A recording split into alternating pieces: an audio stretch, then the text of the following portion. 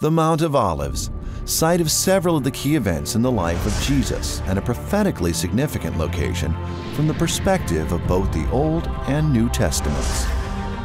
From its heights you can behold the city of Jerusalem spread out before you, floating like a vision of all time.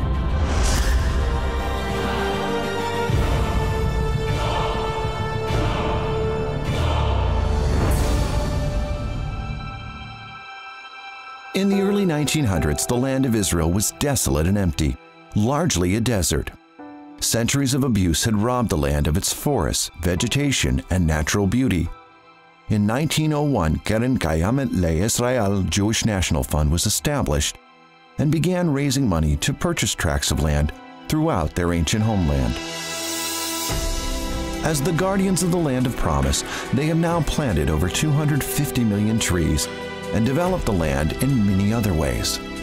KKL-JNF also located, researched, and restored many of Israel's unique archaeological and historical sites.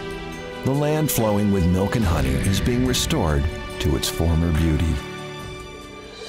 Jerusalem is the capital of Israel, given to the tribe of Benjamin. The old city is surrounded by a wall measuring some 4 kilometers. Along the eastern wall lies a footpath constructed by the Jewish National Fund Canada. Less than a kilometer away lies the Kidron Valley. It separates Jerusalem from the Mount of Olives. This is the Mount of Olives overlooking the city of Jerusalem from the east. Jerusalem is very important in Christian tradition, being the place which saw the final days of Jesus. Now, the Mount of Olives is the place where Jesus first arrives on entering into Jerusalem. You have the triumphal entrance.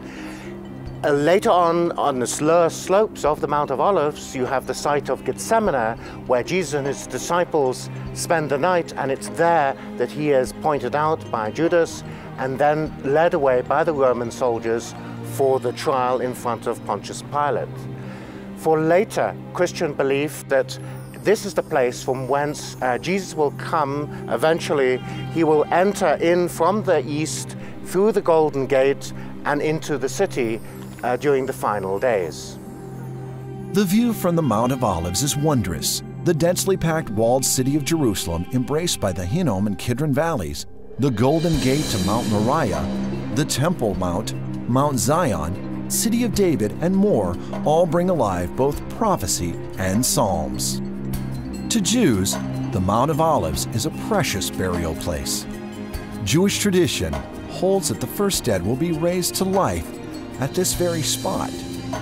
There are an estimated 150,000 graves on the Mount of Olives.